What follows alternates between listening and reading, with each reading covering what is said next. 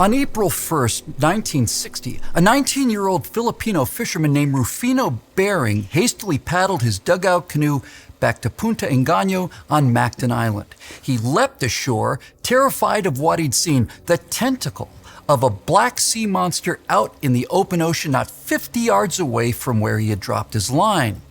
"I was very frightened," said Rufino to a skeptical audience, presumably not impressed with this April Fool's Day story. "I tried to get away as fast as I could."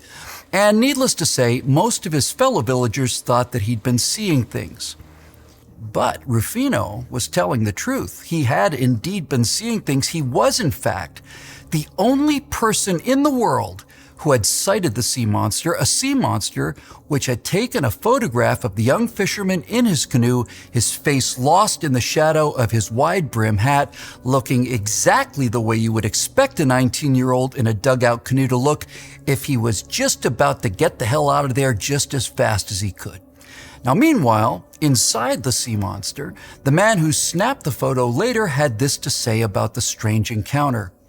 "It's a ludicrous situation. On one hand, an impassive Asian staring with curious concentration at an unusual object in the water. On the other, a U.S. Navy officer equipped with all the technical devices money and science can procure, looking back with equally studied concentration. On one end of the periscope, an outrigger canoe propelled by the brawny arms of its builder. On the other end, a $100 million submarine, the newest, biggest, most powerful in the world on a history-making voyage. What an abyss, what centuries of scientific development lie between me and him." The man who wrote those words, the man at the other end of the periscope, was U.S. Navy Captain Edward L. Beach, Jr., commander of what was at the time the largest and most expensive submarine in human history, SSRN 586 USS Triton.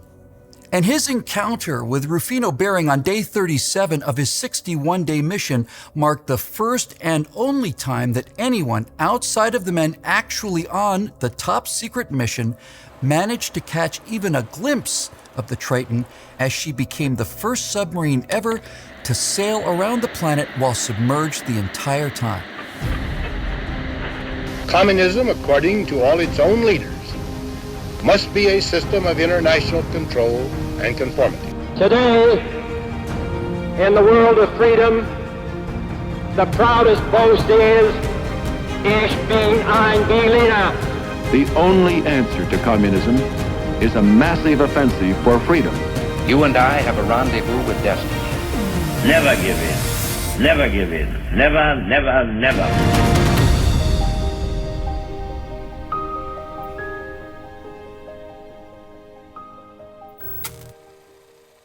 Operation Sandblast, it was called, although it was originally named Project Magellan, since the Triton would follow as closely as possible Ferdinand Magellan's first circumnavigation of the globe, launched in 1519 and completed in 1522. On September 20th of 1519, Magellan led 5 ships and 270 men out of Sanlúcar de Barrameda on the southern coast of Spain. 1,082 days later, one of the 5 ships, the Victoria, returned to port with 18 of the 270 men that had departed, and Magellan was not among them, having been killed in the Philippine Islands not too far from where Rufino Bering saw his sea monster centuries later. Now, since this mission would be top secret, the crew didn't even know what was in the plan until they were at sea. It was judged that Project Magellan was a little too on the nose for secrecy, and so the Navy renamed it Operation Sandblast because Captain Beach, see what they did there, said, quote, it would take a lot of sand, unquote, meaning guts, to stay submerged for 2 straight months. Nothing even remotely like it had ever been tried before. Just 6 weeks before Triton left her home in New London, Connecticut, President Eisenhower's naval aide, Captain Evan Aaron, summed up the entire Cold War mindset in 3 sentences. Quote, there's no doubt that sooner or later the USSR will put some nuclear submarine to sea. It'd be a shame if we permit them to announce this to the world by virtue of some dramatic feat which we could have done ourselves. This could be Sputnik all over again, but without any excuses. Project Magellan is, in my estimation, head and shoulders above any of the remainder as a feat of submarine navigation and a demonstration of the global range of nuclear submarines, unquote. But this was, of course, more than just a publicity stunt. Returning home by late April, such a breathtaking display of American know-how would be just the thing for President Eisenhower to announce just before his Paris summit with Soviet leader Nikita Khrushchev in May. Unfortunately for Captain Beach and his crew, exactly 1 week after returning to the United States, Francis Gary Powers' U-2 spy plane was shot down over the Soviet Union, an event which wiped Operation Sandblast off the front pages and soured the Paris summit beyond salvation. Operation Sandblast had driven home what was first only dimly apparent during Operation Sunshine just a little less than 2 years earlier, which had featured the world's first nuclear-powered submarine, SSN 571 USS Nautilus, named after Captain Nemo's atomic-powered craft from Jules Verne's 20,000 Leagues Under the Sea. Now, prior to Nautilus, American submarines carried the letter SS, subsurface, followed by the hull number, but Nautilus would mark the beginning of an entirely new era because SSN 571, subsurface nuclear, was the first boat whose linear descendants would go on to displace the mighty aircraft carrier as the indispensable weapon of the Cold War. "Underway on nuclear power," radioed Commander Wilkinson as he took Nautilus out to sea for the first time on the morning of January 17, 1955. After a few years of sea trials and operational patrols, the nuclear power plant aboard Nautilus was purring like an atomic kitten, so it was time for the first tentative step to see what an SSN could really do. Operation Sunshine began on August 1, 1958. USS Nautilus submerged in the Bering Sea off the coast of Alaska and headed north.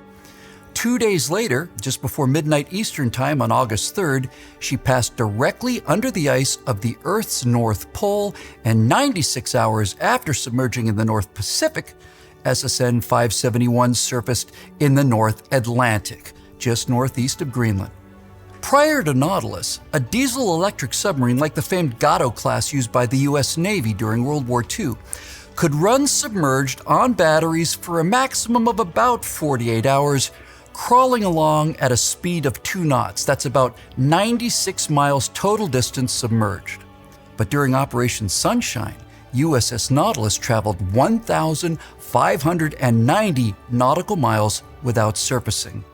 And then a few years later, her big sister, Triton, would circumnavigate the entire globe underwater. It was a whole new world. You know, there's a photo taken at State Pier in New London in 1962. It shows 3 nuclear subs tied up against the submarine tender USS Fulton. Now, in the middle is SSN 571 USS Nautilus, an unfamiliar design to the eyes of both modern and World War II submariners.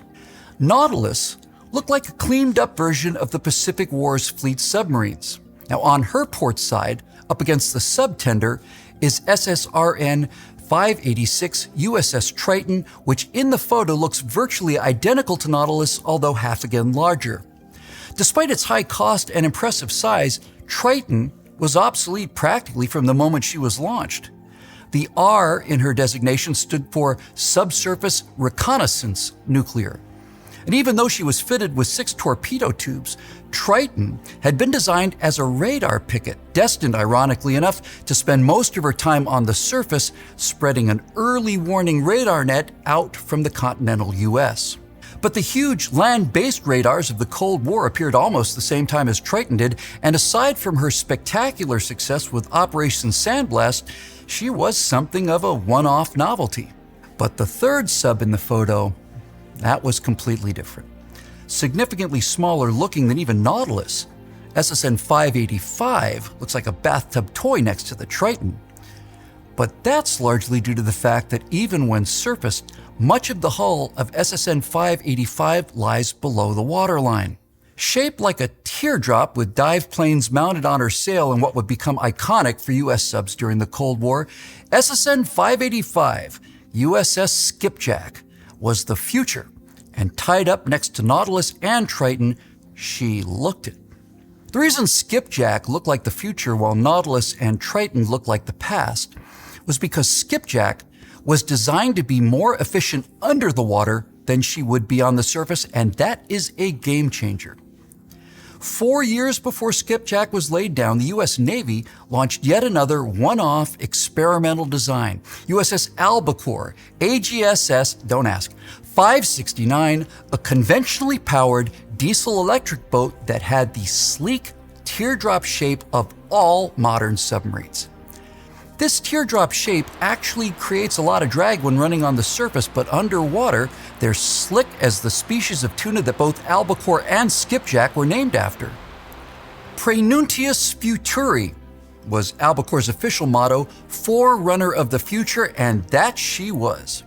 That future would combine the teardrop hull of Albacore with the nuclear power plant of Nautilus to produce the Skipjack, SSN 585, a sleek and deadly steel shark, the first true hunter-killer submarine in the world.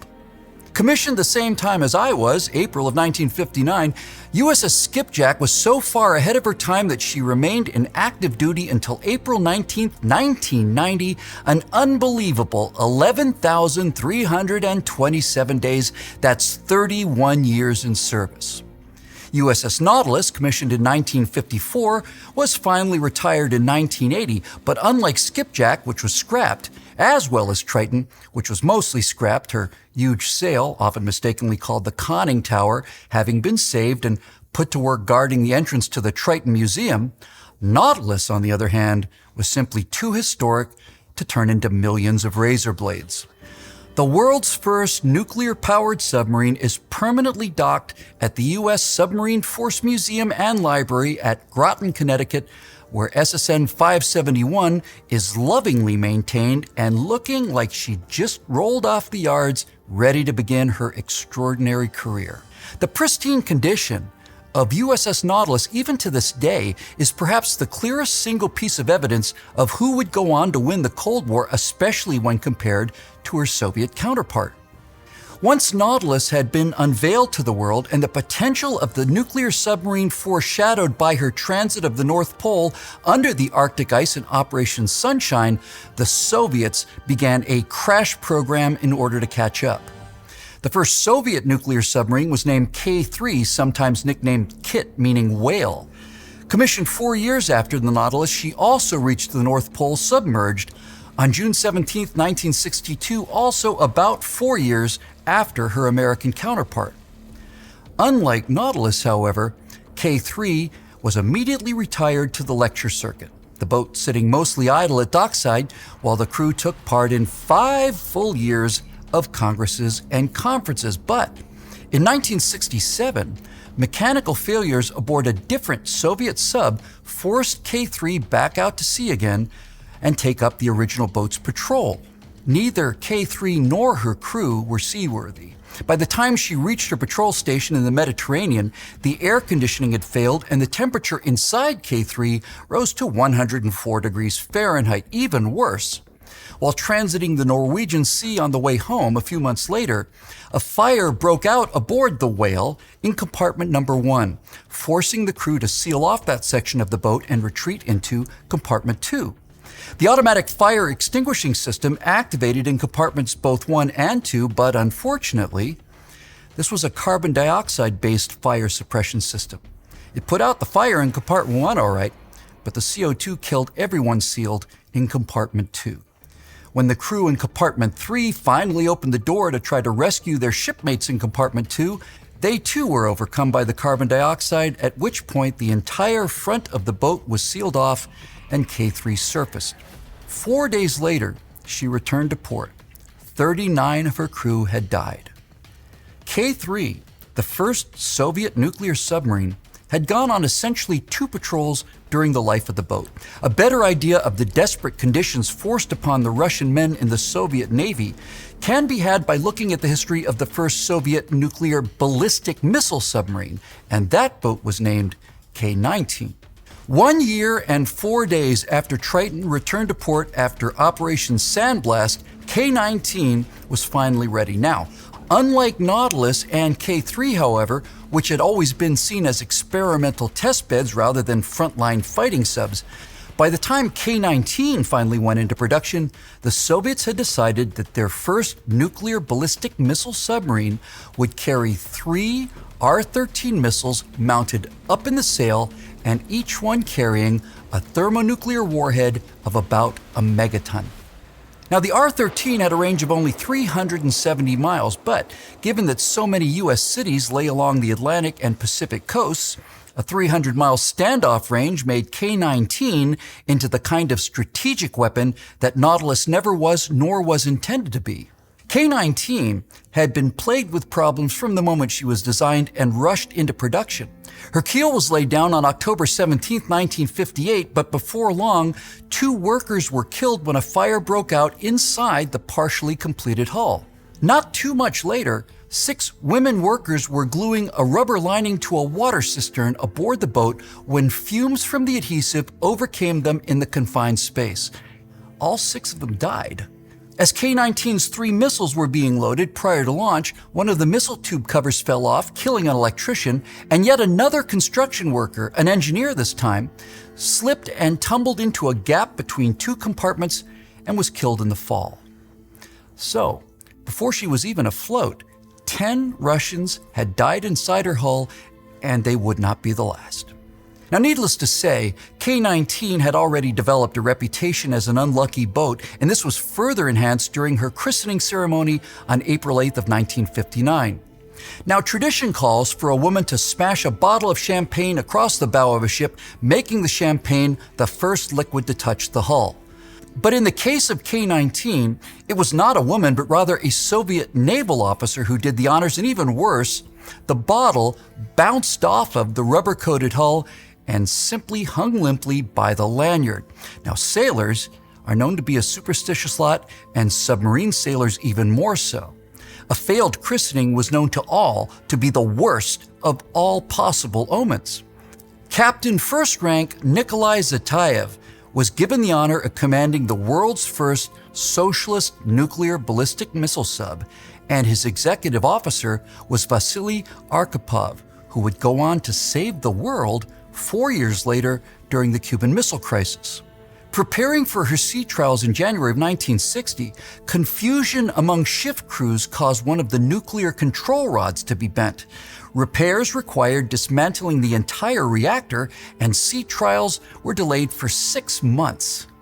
By July, the Soviet naval ensign had been hoisted, and K-19 slipped out to begin her sea trials, which were scheduled to be completed by mid-November. But upon surfacing after a high-speed test run, the crew discovered that almost all the hull's rubber coating had detached, and K-19 had to return to port to be completely resurfaced. That accomplished, Captain Zatayev took K-19 on a deep dive all the way down to its test depth, which was around 1,000 feet, at which point serious flooding broke out in the reactor compartment, and Zatayev quickly ordered K-19 back to the surface, where it listed heavily to port due to the water that it had shipped. Now, it was later discovered that one of the construction workers had failed to replace a gasket. In October, the galley crew decided to dispose of a wooden crate by breaking it into pieces and flushing it down the toilet, which caused the 9th compartment to flood and more delays as workers struggled to unclog the system. And then the following month, the reactor's main circuit pump failed, causing a lack of cooling flow to the core. Specialists were dispatched to repair the pump while K-19 was still at sea, and she was finally commissioned on April 30th of 1961. From then on, things seemed to function smoothly, for 2 months anyway. On the 4th of July of 1961, while performing exercises in the North Atlantic, the coolant pressure in one of K-19's 2 reactors rapidly fell to 0.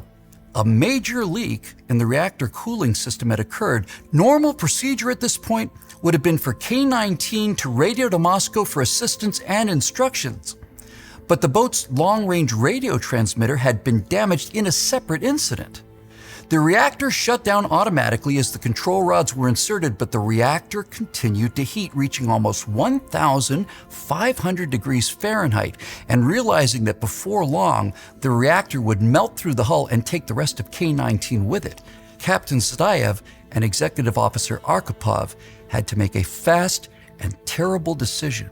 They ordered the engineering section to cut out an air vent and jury-rig it to contain the section of coolant pipe that had ruptured. Now, this would mean opening the sealed reactor compartment, but it was that or lose the boat.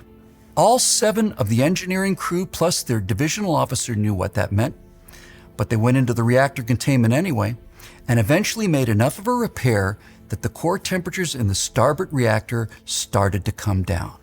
By opening the containment door, the entire crew, including the hull and the nuclear missiles, were irradiated. All 8 of the men who went in to make repairs died of radiation poisoning within a month. 15 more crewmen were to die from the effects within the next 2 years. Zadayev ordered K-19 to sail south, where he knew conventional Soviet diesel-electric boats were patrolling. Using the short-range radio, he called for assistance. Several American warships also monitored the distress call and offered to help, but Zadayev knew that he could never let K-19 fall into American hands, so he continued south until he rendezvoused with S-270. The crew transferred to the conventional sub, which helped tow K-19 back to port, where continuing radiation exposure contaminated an area 1 mile in diameter. Now, it was later discovered that a careless weld had caused a crack in the sides of one of the coolant pipes. The Soviets removed the entire reactor and simply dumped it into the Kara Sea. Now, back in 2002, a movie called K-19, The Widowmaker, starring Harrison Ford, told the tale relatively faithfully, but with one glaring exception. At no point did the Russian crews ever refer to K-19 as the Widowmaker. No. They simply called the boat Hiroshima. At the end of 1961, the repaired and refitted K-19 returned to sea. In 1969, she collided with the SSN 615 USS Gato, 200 feet below the Barents Sea. The impact completely destroyed K-19's bow sonar, and the sub blew its emergency ballast tanks and surfaced to limp home to port once again. Gato continued on her patrol apparently unfazed. On February 24, 1972, a fire broke out inside the pressure hull while K-19 was 400 feet below the surface. 28 more Russian sailors died in that incident, with another 2 succumbing after being transferred to yet another rescue ship. On August 15, 1982, an electrical short circuit severely burned 2 Soviet sailors, one of whom eventually died from his injuries. The doomed, luckless K-19 was finally decommissioned on April 19, 1990, coincidentally the exact day and date that the fantastically successful USS Skipjack underwent the same fate on the other side of the Atlantic. In March of 2002, K-19 was towed to the Nerpa shipyard in Murmansk, where it has slowly just rusted away. In stark contrast to the freshly painted and immaculately maintained Nautilus, the last pictures of K-19 show an orange hull covered in rust with gaping holes and structural bulkheads visible that make it look like the corpse of some ancient mechanical whale.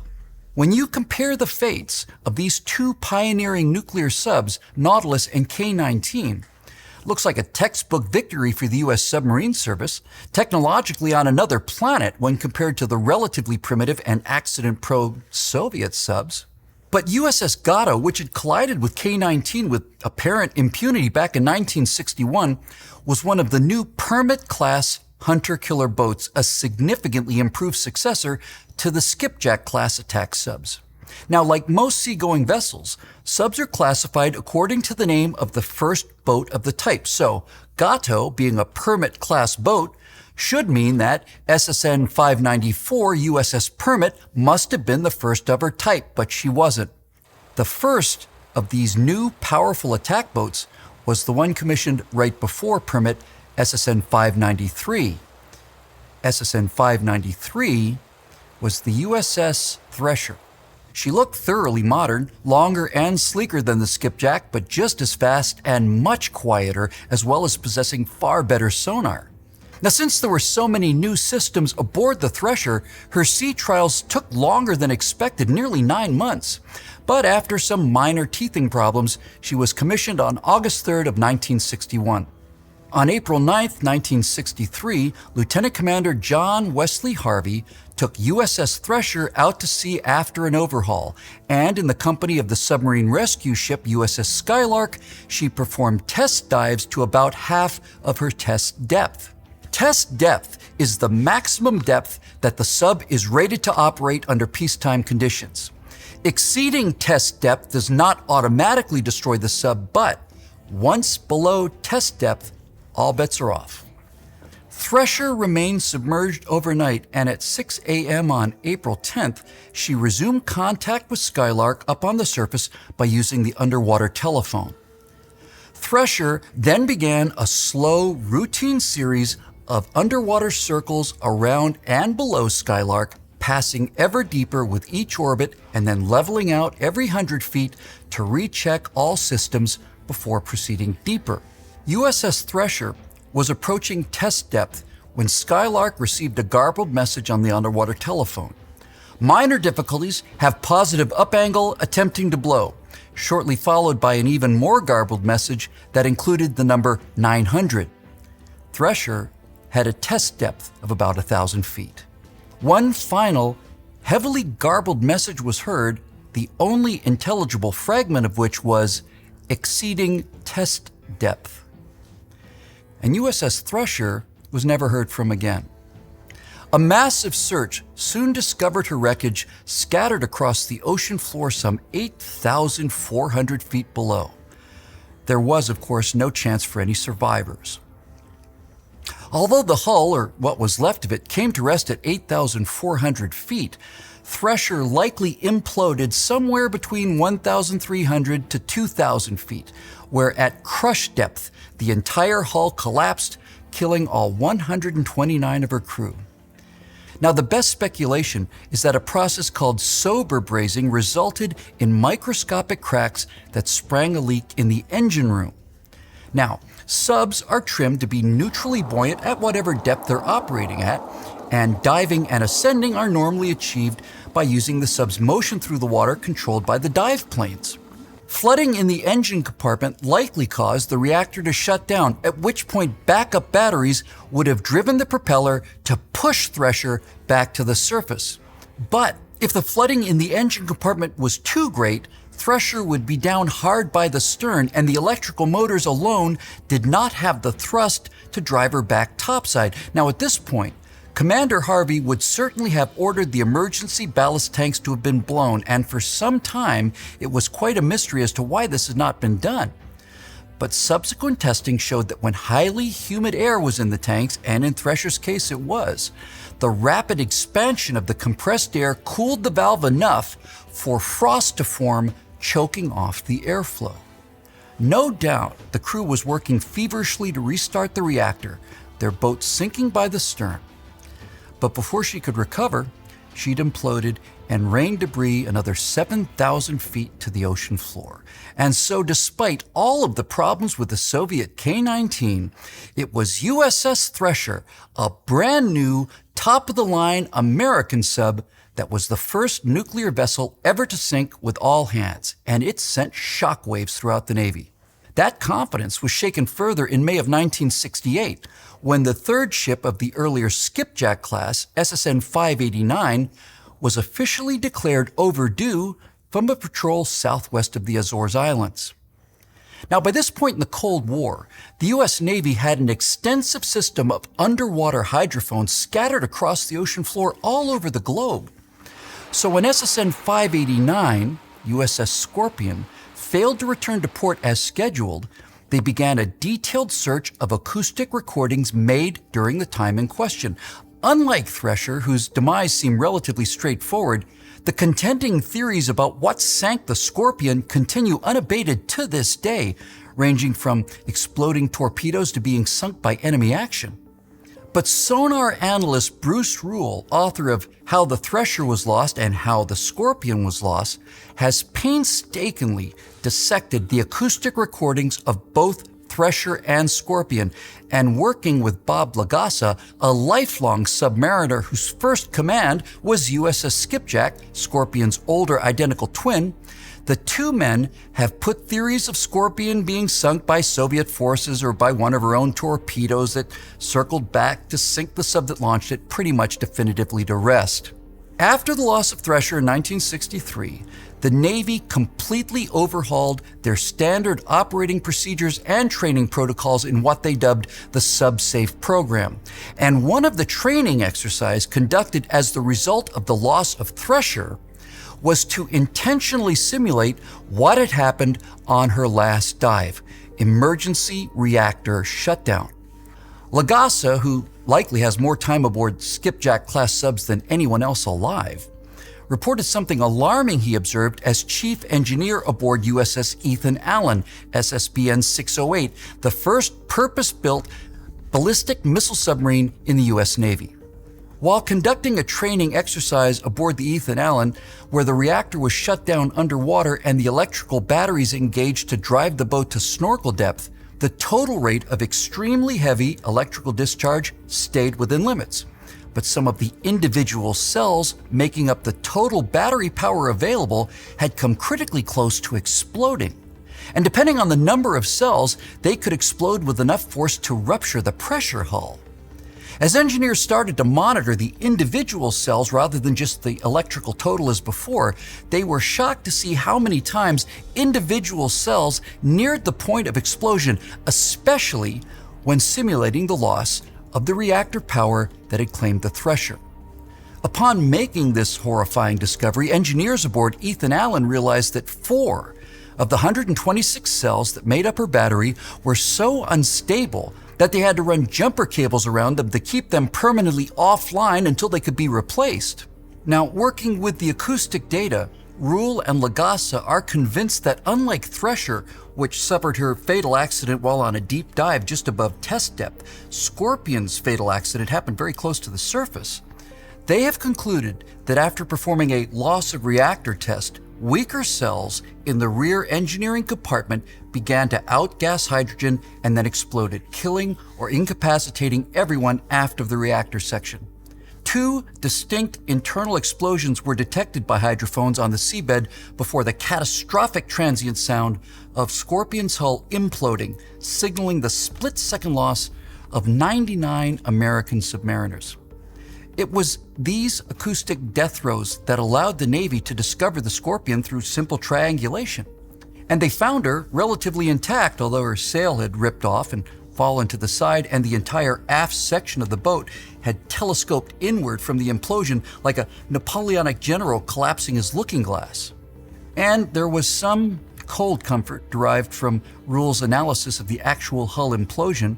Unlike the submarine movies from World War II, where a sinking submarine springs hundreds of leaks and the water level slowly rises, the unbelievable pressures generated at the depth modern nuclear submarines routinely operate means that the entire crew of the Thresher and those that might have survived the explosion on board Scorpion not only didn't feel any pain, things happened so fast and so violently that they would not have even been aware that the hull had given way at all. Bruce Rule calculated that when her hull finally failed, the rear section of Scorpion was pushed forward at a speed just under 2,000 miles an hour. Sonar data shows that Thresher completely imploded in 0.15 seconds. Scorpion was crushed even faster at about 0.11 seconds, so that's 1/10 of a second, meaning that the sailors aboard both Thresher and Scorpion were dead before they could perceive what had happened. They literally never knew what hit them. Nor did the crew of the Soviet submarine K-129, a diesel-electric boat equipped with 3 ballistic missiles, which sank on March 8th of that same year, 1968. K-129 took 83 men with her, not to 8,000 feet like the Thresher or to 10,000 feet like Scorpion. K-129 sank in the Pacific Ocean 16,000 feet below the surface. Even after an exhaustive search, the Soviet Navy never found the wreckage. You know, never before in history had the cloak and dagger trait, spying, been so important, so necessary, and so prominent as it was during the Cold War. Eventually, each side had arsenals approaching 25,000 nuclear and thermonuclear weapons, and by the time those vast polar radars on both sides could register an incoming attack, reaction time, the time before impact, was generally around 15 minutes. Now, by contrast, the existence of the Japanese fleet that sailed to launch the attack on Pearl Harbor had been well known to American intelligence for over a decade. The Japanese had managed to hide some significant assets like the super battleships Yamato and Musashi, but there was not a single U.S. naval officer afloat or ashore who did not know that the Japanese had a navy, and they had a big one. Inbound air raids to London and Berlin usually had at least a half-hour notice, enough time for most citizens to get underground and avoid the relatively small damage done by conventional bombs.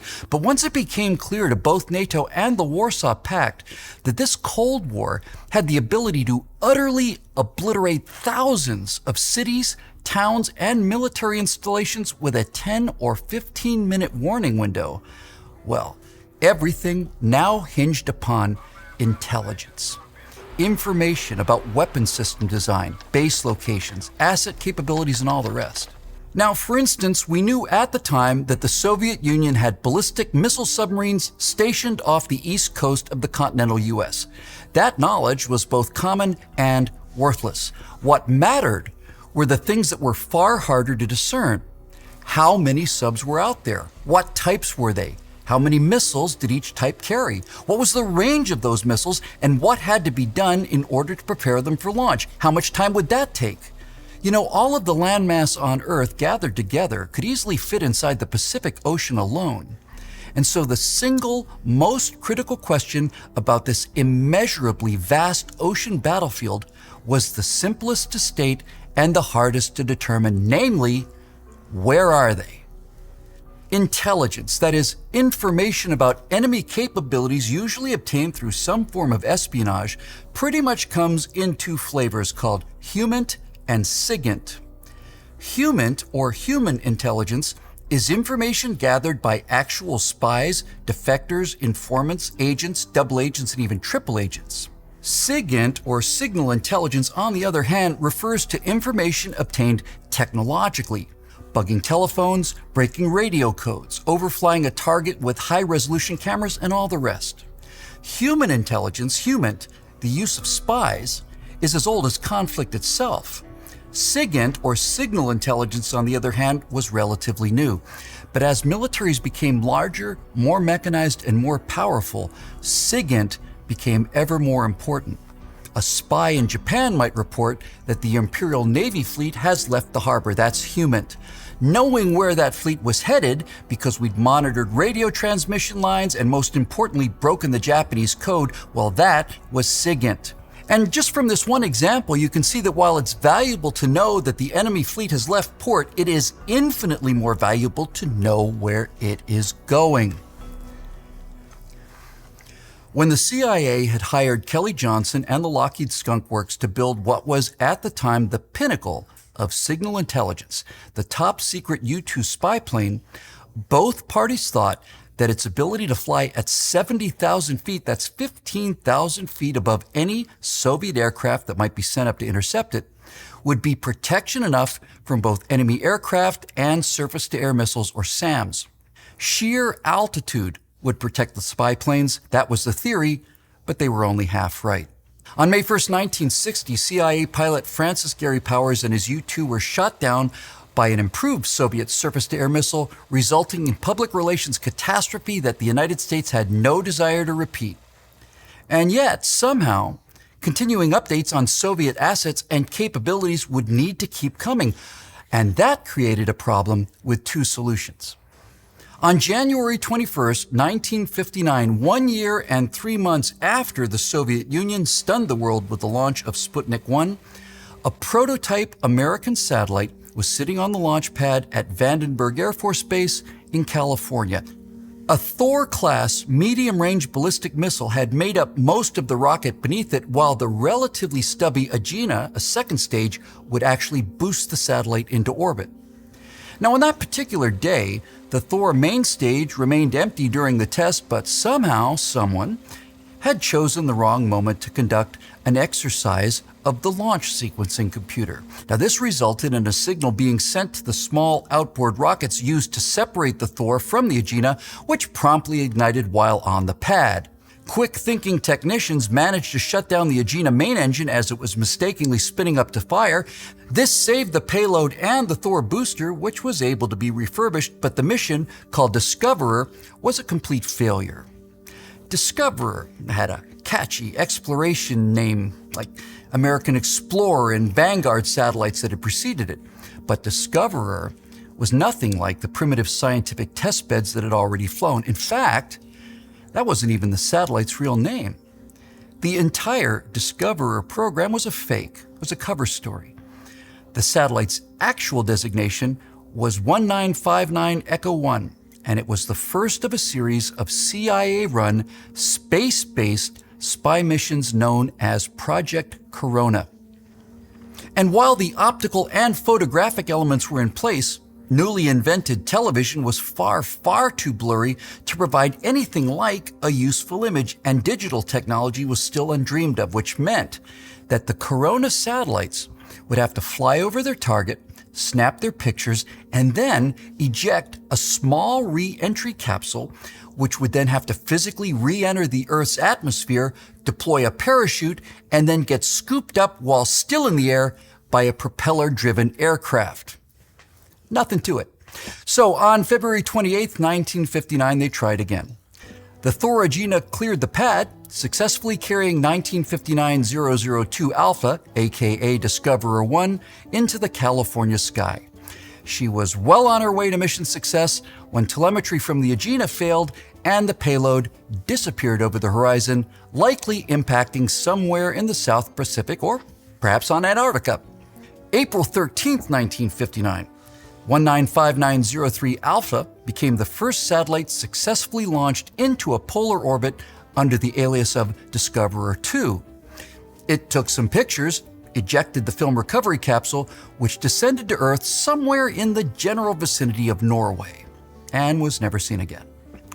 June 1st, 1959, for the first and only time in the Corona project's history, the mission known as Discoverer 3 carried live passengers. 4 live mice were put aboard the capsule, and not too much later, it was realized that the entire crew had committed suicide by eating the Krylon paint inside their capsule. So, the 4 additional mice of the backup crew were launched 2 days later, but sadly, an Agena malfunction sent them and the satellite crashing into the Pacific.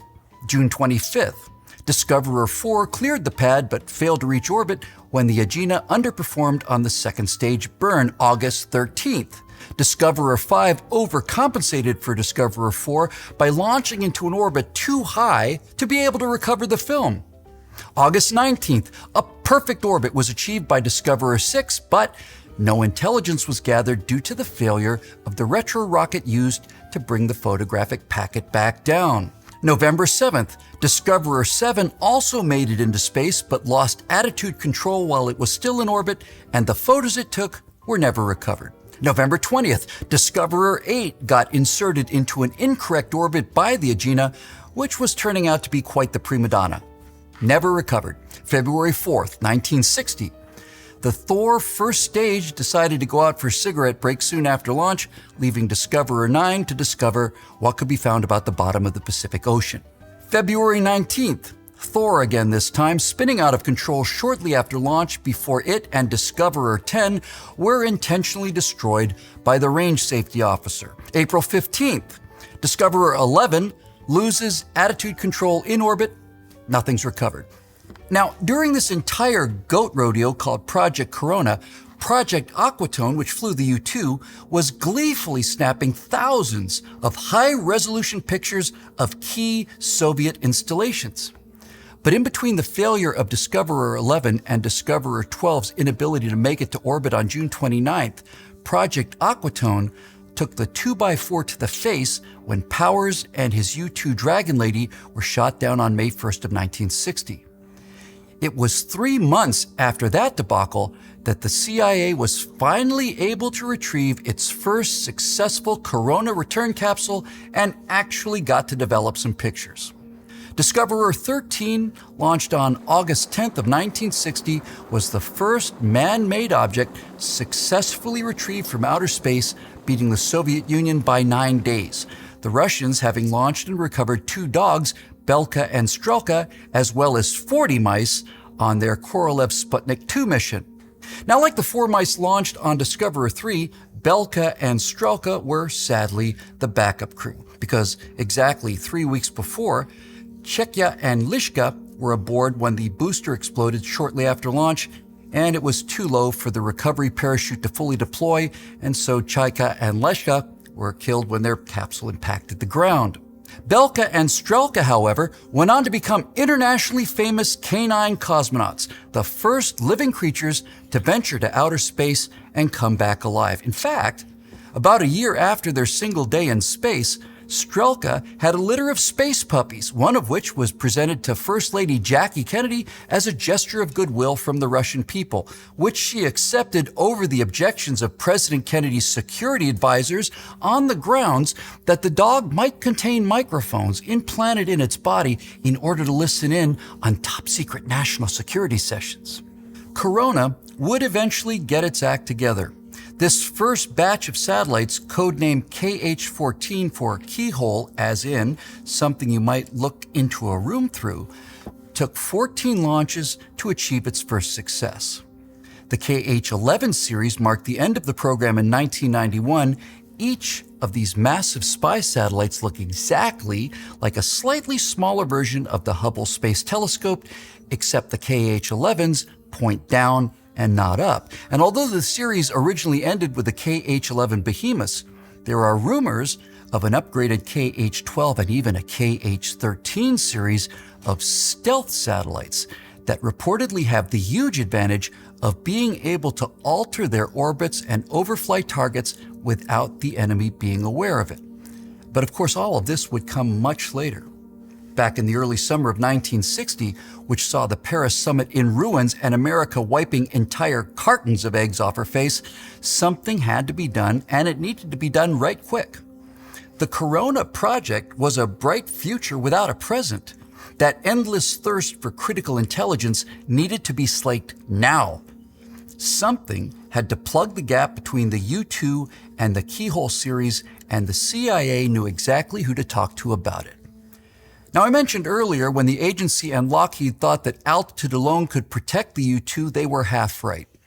The U-2's long, gracefully tapered wings generated so much lift that the prototype aircraft flew 35 feet into the air while it was taxiing to the runway. Clearly, the U-2's problem was not lift. The U-2's problem was its speed.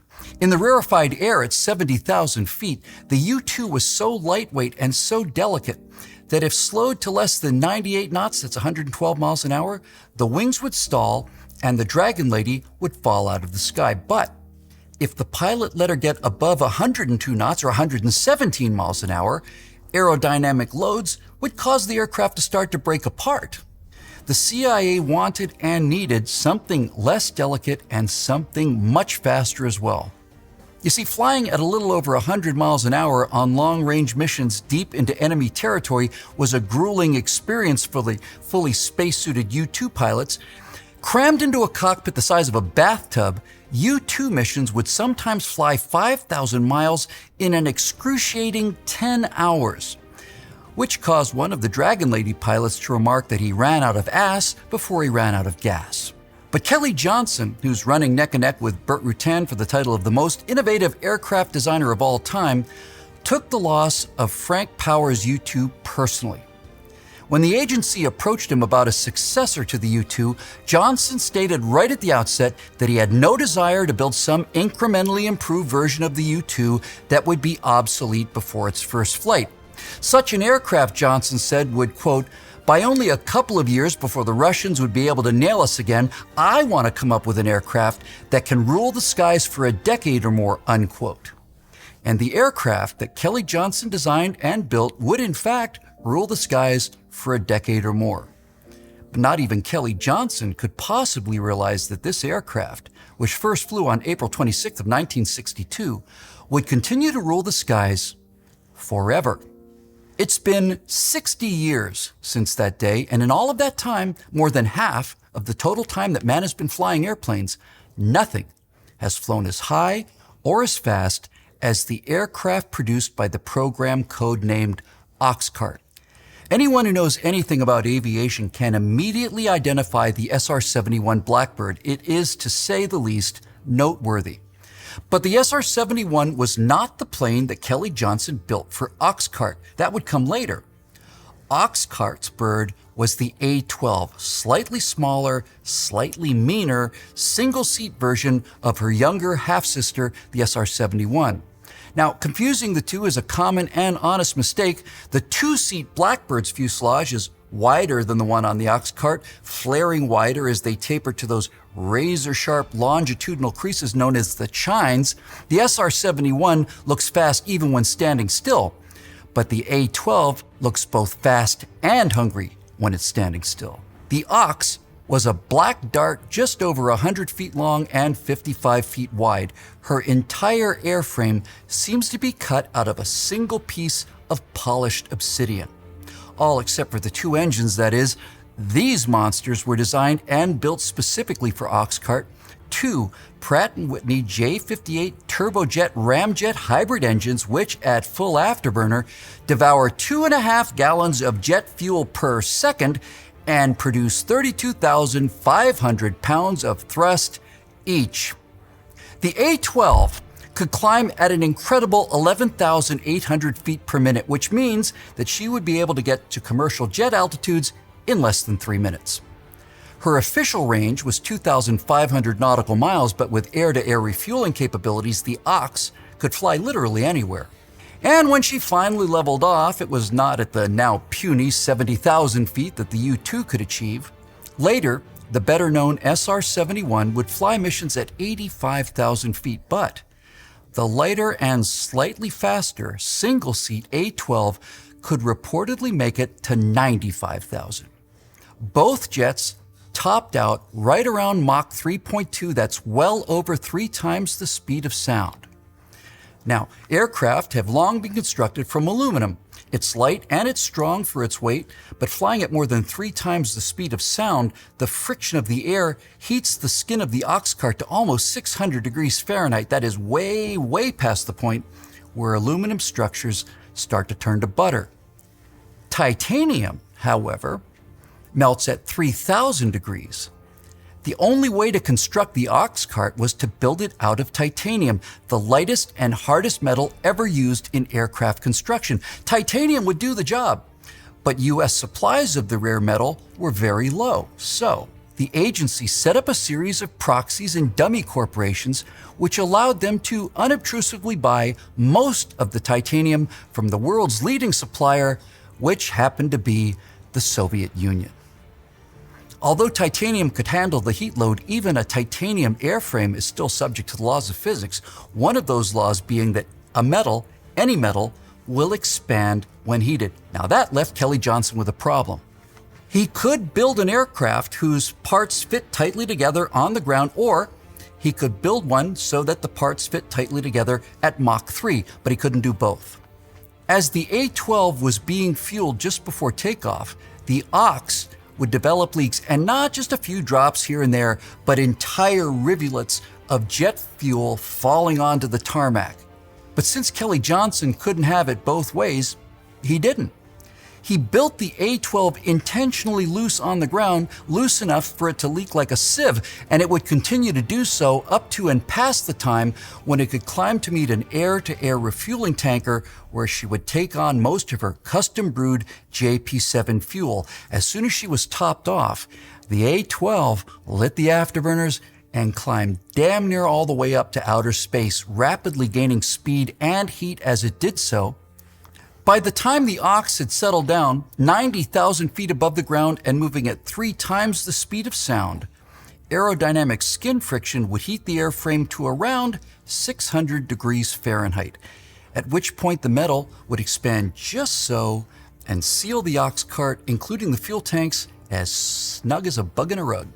And the engineers at the Skunk Works had built one final ace up the Black Jet's sleeve. The A-12 flew high, it flew fast, and it had stealth.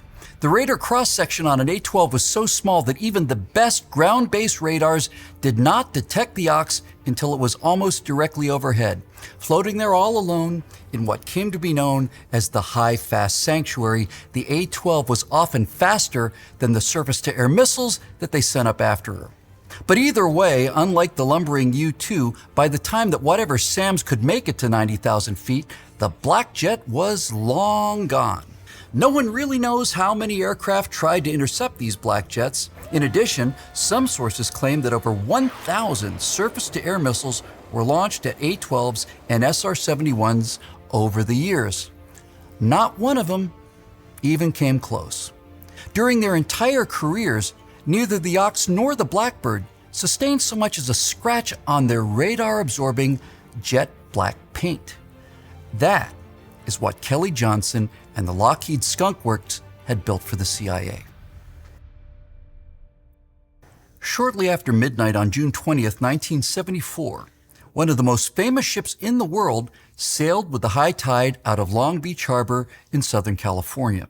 The subject of press releases, photographs, protests, and even the target of LA County tax assessors, the huge vessel, complete with her towering derrick and flanking steel girder towers, was at last underway on her maiden voyage to change forever the way that precious metals could be collected for use in industry. She was on her way out to the mid-Pacific on a half-mad mission financed by a half-mad genius, the reclusive billionaire Howard Hughes. And she was designed and built for one purpose only. She would scoop up hundreds of thousands of manganese nodules, each about the size of a walnut, off the floor of the deep ocean, where they slowly grew in their countless billions like an endless carpet of metallic pearls. Designed by an upstart company of underwater engineers named Global Marine, the ship was a technological marvel, the very pinnacle of the burgeoning science of deep water engineering. Global Marine had been formed from the team of engineers who, in the early 60s, had built the first research ship to punch its way through the Earth's crust and into the mantle. That's a boundary that lies about 20 miles below the surface on land, but can be as little as 3 miles under the seabed. They later went on to design the revolutionary science vessel known as the Glomar Challenger, which used a series of thrusters at the bow and stern of the ship to enable it to remain motionless over the same spot of the ocean for weeks or even months at a time. Glomar chief naval architect, a down-to-earth genius named John Graham, would build Howard Hughes a Glomar Challenger on steroids, a bigger, beefier, more powerful ship which would become known as the Hughes Glomar Explorer. The Explorer, it was hoped and believed, would be the prototype of a new class of ocean-going vacuum cleaners that would suck up trillions of dollars worth of these manganese nodules. In fact, in the years building up to the departure on this ambitious venture, many of these nodules, encased in small, clear plastic cases, were handed out at press and VIP events. Each one of them was a tiny nugget of manganese, nickel, copper, and cobalt, a small dollop of iron, silicon, aluminum, potassium, and titanium. And maverick recluse Howard Hughes, who'd built a gigantic spruce goose on a similar whim, was the only person in the world crazy enough to spend the hundreds of millions of dollars needed to simply go out there and pick them up off the ocean floor. The story had been in all of the papers for years before the famous ship left Long Beach on the night of June 20th, 1974, and none of it was true. The Hughes Glomar Explorer was not owned by Howard Hughes, it was owned by the Central Intelligence Agency. And it was not built to retrieve millions of metal lumps at the bottom of the ocean. It was designed and built exclusively to recover just one. Because the United States Navy had found the wreckage of K-129, that Soviet ballistic missile sub lost a few months before USS Scorpion back in 1968. and the CIA had built both the Explorer and the cover story in order to sail to where K-129 had come to rest at the bottom of the Pacific Ocean.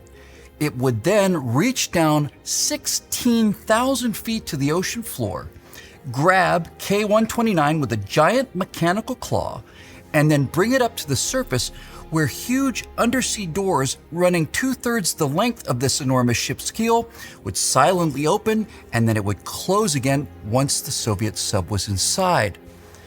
The Glomar Explorer was, for all intents and purposes, mostly hollow, and its mission was to steal an entire enemy submarine, its codebooks, its cryptography devices, its nuclear torpedoes, and its thermonuclear ballistic missiles. They were going to just go out there, grab the whole enchilada, and do it right in front of the eyes of the entire world. U.S. naval analysts knew something serious had happened by the middle of March 1968. Some kind of massive, unexpected Soviet naval exercise was underway in the Pacific. Now, at first, the SIGINT analysts were puzzled.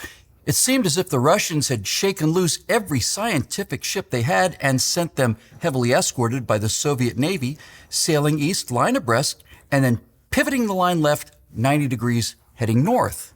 It's pretty clear they were searching for something, but what?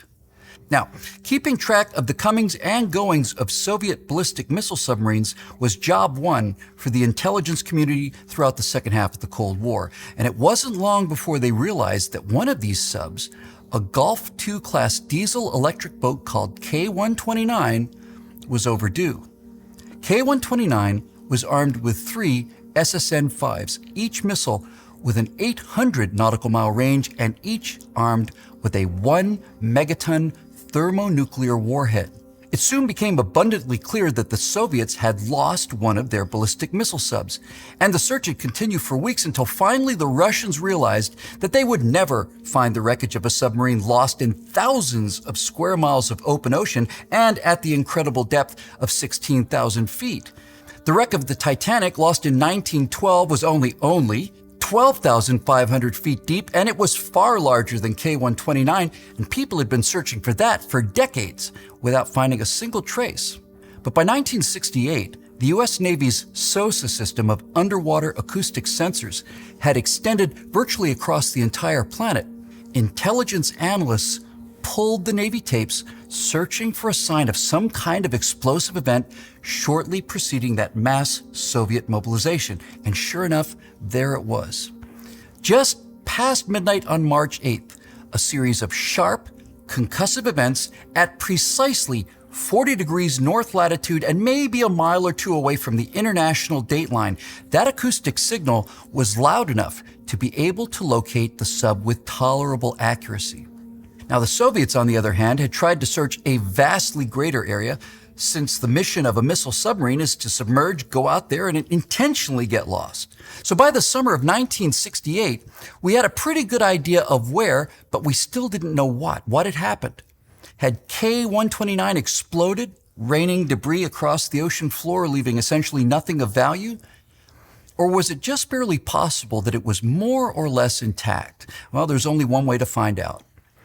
USS Halibut was one of the Navy's first nuclear subs built along conventional lines before the teardrop shape introduced by Albacore and Skipjack. Halibut was, quite frankly, already obsolete. Halibut had been built with a pronounced hump forward of the sail in which 2 Regulus II missiles were housed. Now, in order to launch the Regulus II, the sub would have to surface, attach the missiles to launch rails, slowly pull the delicate Regulus out of the hangar, and then place it on an angled ramp, at which point it would fire from the deck. In other words, to launch the Regulus missile, the submarine would have to abandon its only real asset, which was stealth. But the CIA and Navy realized that while the Regulus was obsolete, that hump-like storage hangar for the 2 missiles had made for a relatively large, for a submarine anyway, relatively large, pressure-tight space that went down 3 decks. So once the missiles had been unloaded, analysts and engineers marveled at all of the room they suddenly had. Now, they immediately named this area the Bat Cave. In August of 1968, 6 months after K-129 had gone down, USS Halibut arrived at the Navy's Mare Island Station for an extensive refit. They added positioning thrusters like those on the Glomar Challenger. They added a complete photo lab and saturation diving chambers. They welded fore and aft skids beneath the boat so that she could come to rest on the bottom. They added side-scanning sonar and installed an enormous Sperry mainframe computer, the most powerful in the world at that time. They even built a dummy mini-sub behind the sail to help sell the research cover story, and most importantly, they added the Fish, an underwater photography platform attached to nearly 20,000 feet of steel cable that could be deployed and recovered from the bottom of the boat while it was submerged.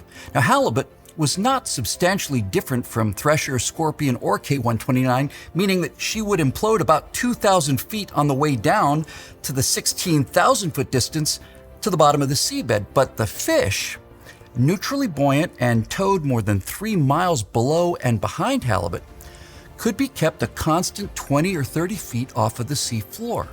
Now, this was grueling, tedious work. Not to mention the fact that the Soviets were still pretty sensitive about this area of the ocean, so halibut had to submerge a good distance away and then travel to the wreck location underwater and then deploy the Fish as she slowly marked out a search grid. And there was no real-time imagery either. After a reconnaissance pass, the Fish had to be winched back into the sub, where the photographic film would be handed over to a technician who then developed it in the Bat Cave's darkroom. And this went on for months, blank after blank after blank, and suddenly there it was. The ghostly image of K-129 slowly rising through the chemicals in the red light of the halibut's darkroom. It was incredibly, almost completely intact, and the photo showed the wreck in incredible detail. The huge sail that housed the 3 missiles was still attached to the hull, and these incredible photos showed that at least one of the priceless SSN-5 missiles was clearly still in its launch tube. The greatest intelligence find of the Cold War had been found. Now the question was, could they get to it? The operation, codenamed Azorian, would do the seemingly impossible: design and construct a huge ship custom-built for a single, one-shot-only mission. They also had to build a gigantic claw called the RV, or recovery vehicle, which would soon be known affectionately as Clementine. The Explorer could be built out in the open, but for anyone to get one look at Clementine, the claw, was to give the entire game away. So the CIA would build a second, incredibly huge structure, the HMB, or the Hughes mining barge. Now picture one of those enormous hangars built to house a blimp or a Zeppelin, and then take that huge hangar and put it on top of a ship. Then add buoyancy tanks that would allow the entire thing to submerge hundreds of feet deep and then come back up again. The HMB alone was an engineering wonder, and it's still in use today. Now, a few months before she set sail for the mid-Pacific, the Explorer took a few spins around the block for sea trials. Now, one of those tests took her to Isthmus Harbor, just 26 miles across the sea, where Catalina Island narrows to just a few hundred yards wide. Surrounded by curiosity seekers, she dropped anchor there for a few days, and a day after the Explorer arrived at Catalina Island, the Hughes mining barge arrived. And now, the genius of the cover story really became clear. Howard Hughes, a super secretive half-mad recluse, had supposedly built the manganese rake in secret. But it had taken longer than expected to build, and Hughes, with his famous pathological need for secrecy and privacy, wanted to install the small, confidential device away from prying eyes. So, there both ships sat in broad daylight, surrounded by a sea of pleasure boats filled with curiosity seekers. And all but 1 or 2 of them returned home after the sun had set. Whoever remained was politely but firmly reminded of Mr. Hughes' notorious sense of privacy and escorted from the immediate area. But the pleasure boats weren't even a problem, because only a scuba diver, practically underneath the Explorer, would be in a position to see what was actually going on. On the night of February 26, 1974, the gigantic box hangar on top of the Hughes mining barge started to settle into the water. A few hours later, it was 160 feet below the surface on the hard, flat bottom of Isthmus Bay. Giant doors on the top of the blimp hangar opened up underwater. Meanwhile, the Hughes Glomar Explorer innocuously raised anchor and, using her maneuvering thrusters, positioned herself directly above the sunken HMV. Then slowly, the drilling pipes that would make up Clementine's umbilical connection to the surface were assembled at the derrick and lowered through the vast open middle of the ship. This open middle area was called the moon pool, and then past the open doors on the bottom of the Explorer all the way down to Clementine. Explorer's hydraulic dampers and elaborate bearings, the largest ever cast, would allow the derrick to remain absolutely motionless the entire time. Divers then connected the string of pipes to the attachment cables on Clementine, and then slowly, carefully, Explorer lifted Clementine up into the moon pool, closed the doors, and sailed serenely back to Long Beach Harbor, a secret within a secret. During the years the Explorer and the Hughes mining barge and Clementine were under construction, Halibut and her fish had returned to the wreck site and taken hundreds of high-resolution photos of the wreck. Both Explorer and Clementine had been built around measurements taken during these intricate, precise photo mapping opportunities provided by Halibut's towed fish. Now, mechanical issues prevented the recovery of a sample of the sea floor, so Clementine's extendable, expendable legs were engineered to have enough strength to pull K-129 from the suction created by the deepest mud that could be reasonably expected. As she headed out to the wreck area, a small Soviet spy ship disguised as a fishing trawler had been dispatched to keep an eye on things, but all the Russians saw was the admittedly impressive sight of Explorer's hull rocking gently in the swells while the top of the gantry remained absolutely motionless. As Clementine was slowly lowered to the depths, one length of pipe at a time, there came a moment when her powerful searchlights and multiple state-of-the-art underwater TV cameras revealed a ghostly, elongated object directly below. And as Clementine got ever closer, the entire structure of the sub became visible, everything precisely where it was supposed to be. But there was one anomaly. Before they began to raise K-129, a sharp-eyed technician aboard the Explorer noticed that there was a hammer lying on the hull of the sub. He was certain that it had not been present in the high-resolution photographs taken from the Halibut. So those photos were trotted out, and sure enough, there was no hammer on top of the sub hull. Well, there certainly was one now. And this was utterly baffling until a quick questioning of the Explorer crew revealed that one of the workers in the moon pool had accidentally dropped his hammer into the ocean chamber before Clementine was deployed, and it had fallen straight down for 16,000 feet before coming to rest directly on top of the target. Now, once in place, Clementine's legs extended down into the seabed, and then the giant fingers of the open mechanical claw slowly started to close. And here appeared to be some good news. The seabed had almost no mud at all. As they tightened the grip around K-129, the tines of the claws scraped and grated against the seabed, and then finally, the moment of truth had arrived. A command was sent down the umbilical, and Clementine's legs began to extend, biting deeper into the ocean floor. Finally, they wouldn't go any further. So as the legs continued to extend, both Clementine and her cargo slowly rose from where the Russian sub had lain in total darkness for the past 6 years. Once the lift out of the unexpectedly light mud was accomplished, the men aboard Explorer started the painstaking process of lifting millions of pounds of steel, mud, and missiles back up to the surface.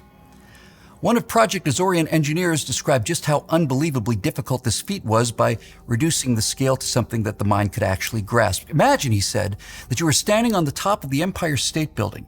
Your mission was to lower a claw by assembling hundreds of blanks pipes 1 inch in diameter, and then drop it all the way down to street level. Once there, you had to position the claw precisely above a compact car, a car parked completely with gold to give you an idea of the weight, and then pull the car up to the top of the building. That is what the men of Project Azorian had done. The lift had gone flawlessly. The hard part was over, and Clementine and her cargo were 6,720 feet above the bottom of the Pacific, about a third of the way to the surface, and then something happened. A violent shudder ran through the enormous vessel, and waves shook inside the moon pool. Technicians monitoring the front of Clementine reported that everything looked good on the TV, but back towards the back of the recovery vehicle, right in front of their horrified eyes, the men who had worked so long and so hard watched as the rear 2/3 of K-129 fell free of Clementine's grip and began a second and final trip straight down to where Clementine's legs still remained standing. At first, the Azorian team could not believe their eyes, or they didn't want to anyway. But when they managed to recover their wits, they could see that 2/3 of K-29, the valuable 2/3, had indeed broken free, leaving only 40 feet or so of the doomed sub's bow section still in place. All of the big things had gone perfectly. Only one little thing had gone wrong. Mechanical problems, as I said, aboard Halibut's remotely towed fish meant that they'd not been able to get a sample of the seabed where K-129 had come to rest. So, the engineers that designed and built Clementine had prepared for the worst case scenario, but they had not prepared for the best case scenario. It was later realized that they'd made the tines of the claw from the strongest steel available on the planet, which unfortunately was also some of the least flexible steel on the planet. The tines were designed to reach into the mud and curl underneath the wreck, but there was so little mud at the location that the fingers of the claws had scraped across the bedrock as the fist had closed. Now this in turn put stress fractures on several of the tines, which suddenly failed after lifting the submarine 9,000 feet off the ocean floor. Champagne glasses had already been laid out in Washington and Long Beach, even aboard the Hughes Glomar Explorer, and where there had once been giddiness, euphoria even, in the space of a few seconds, all of that turned to bitter bile when they came to realize that the sail housing the missiles, the control room with its launch procedure manuals, and the radio room with its code books and decrypting machinery had literally slipped through Clementine's mechanical fingers. When Clementine finally reached the surface, they closed the doors and drained the water out of the moon pool. The bow of K-129, still holding a nuclear torpedo, remained to be examined, although everyone knew that the good stuff, the stuff they came for, wouldn't be there. They removed scores of items from the wreck, which now suddenly looked enormous, as it towered above the guys on the floor of the moon pool. They recovered a few useful documents and the torpedo, of course. They recovered the ship's bell, and they recovered 3 complete skeletons still in their Soviet naval uniforms. One of them was found in his bunk, a technical manual still in his hands. The 3 bodies and a few other assorted body parts were gently removed from the wreckage and taken to the onboard morgue. The recovery of bodies had not been unexpected. And then, just before their departure from this place of death and heartbreak, the crew of the Explorer gathered for a final task. It was nighttime, and a large steel box had been constructed, 2 metal doors on top painted a brilliant red. Then, one by one, 3 shrouded figures were reverently laid inside this box, covered with the ensign of the Soviet Navy as the Russian national anthem was played and prayers read aloud in both English and Russian. The box was then sealed and then, as gently as possible, lowered onto the dark waters by a crane. The cables were released, and almost instantly, the bright red top of the box disappeared into the black waters, returning the Russian sailors to their boat and their crewmates. And there is a bittersweet postscript to this incredible true story. Just a few years ago, Bruce Rule, whose acoustic analysis did so much to resolve the mystery of the USS Scorpion, made an astonishing discovery. The Navy's SOSA hydrophones had heard internal explosions aboard before she sank. There's no question about that. But 3 strange sounds, unlike anything ever heard before, appeared, and at a precise interval.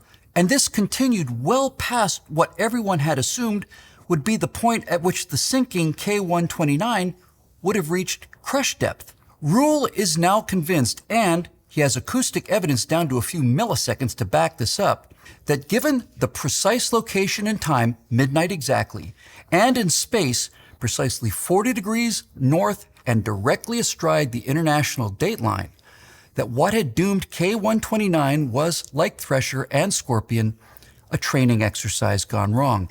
Just over 1 minute before the major event that would have marked the start of this drill, the first explosion is heard at T-minus 62 seconds. It lasted for a second and a half and was estimated to have the explosive power of 10 pounds of TNT. And remember, that's inside the closed pressure hull of a submarine. Rule believes that this first explosion either killed or incapacitated the entire crew, and his reasoning is simple.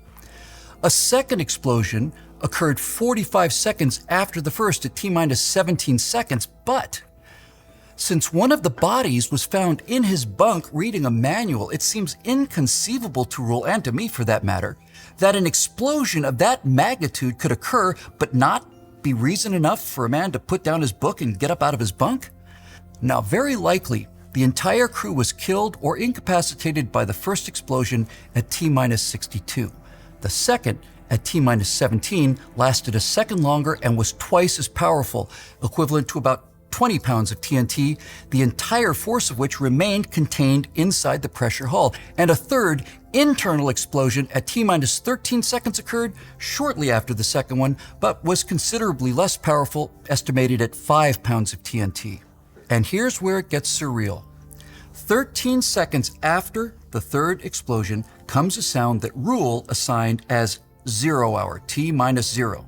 On or about noon on March 11, 1968, one of the R-21D4 ballistic missiles ignited while it was still in the launch tube. 1.3 seconds later, the rocket engine had developed full thrust and it continued firing for 95.2 seconds while still inside the launch tube. At T plus 5 seconds, another sound is heard. The acoustic signature is consistent with the sound of the rocket engine burning its way through the launch tube and venting the full rocket exhaust into the sub itself. That time is consistent with the quality and thickness of the steel used to build the launch tube. Because of the Soviet sailor found lying in his bunk, Rule is convinced that the first explosion at T-minus 68 killed or rendered unconscious the entire crew. It might be theoretically possible that some members survived the first and second and even the third internal explosions prior to the rocket engine start, but 5 seconds after that, the exhaust burned through the launch tube, turning the inside of K-129 into a pressurized flamethrower. There was zero chance whatsoever that anyone, could survive the heat, toxic gases, and overpressure caused by that event, and that should have been the end of it, but it wasn't. 6 minutes and 1 second after the ignition of the R-21 Delta IV missile, an identical series of acoustic events occurred. With the entire crew dead and the interior of K-129 a scorched cinder, a second missile somehow received a launch command, and it too burned all the way to fuel exhaustion. A rocket, you see, provides not only the fuel but also the oxygen needed to burn it. The third missile did not fire. Now finally, the last acoustic signal received should have been the sharp slap of K-129's hull imploding, but that event never occurred despite the sub sinking 16,000 feet to the ocean floor. Now there can only be one explanation for this. By the time that K-129 reached what would have been its crush depth, it had completely flooded already. Open to the sea, the pressure on both sides of the subhull would have been equal. That's why the wreck seemed to be in good enough condition to attempt a salvage. So, what commanded the second missile launch after everyone was dead? Bruce Rule thinks there can only be one explanation, and that is that Soviet subs carried, and may still carry, the equivalent of a dead man switch, meaning that once activated, the missiles would launch themselves unless human intervention occurred in order to stop it.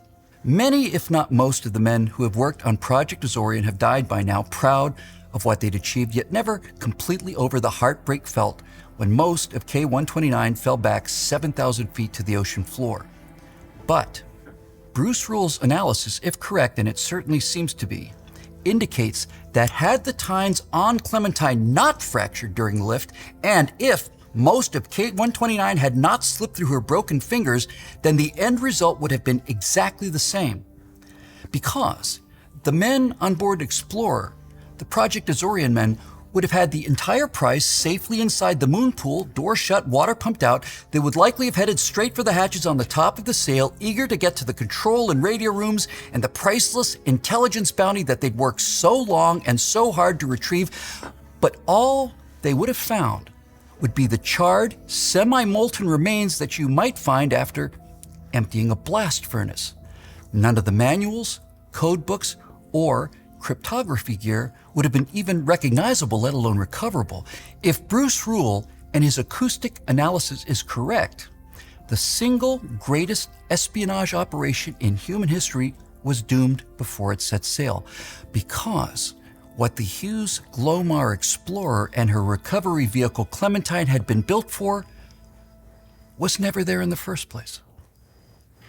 Back in the early 70s, the tab for Project Azorian came to about $800 million, which would be about $4 billion today. Now, add to that the price of the U-2 program, Project Aquatone, and the A-12 built for Project Oxcart, and the multiple satellites of Project Corona, and you end up with tens, if not hundreds of billions of dollars spent on the American technological wizardry that had come up with such amazing SIGINT, signal intelligence. But none of these programs, nor all of them combined, would come close to what was learned in the single greatest intelligence haul of the entire Cold War. In late 1967, an American sailor, short on cash and dressed in civilian clothes, walked into the Soviet embassy in Washington, D.C.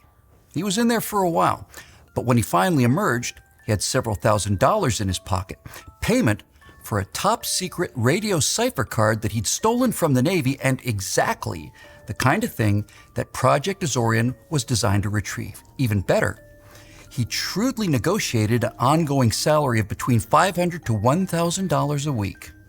He used this money to pay off some of his several outstanding debts and to hire a professional bartender for the failing nightclub that he owned. As a chief warrant officer in the United States Navy, he was transferred in 1969 to San Diego to train new Navy personnel in his field of expertise, which was radio communications. And he had also made an important friend named Jerry Whitworth, who was also on his way to becoming a chief petty officer in the United States Navy. Things were starting to get a bit tight for the sailor, and he was running out of useful information to sell to the Soviet Union for his $500 a week. But Whitworth had access to even more sensitive material, and so the secrets and the money continued to flow. In 1976, this man retired from the Navy to become a private investigator, but not before recruiting his brother Arthur and his son Michael into the family business.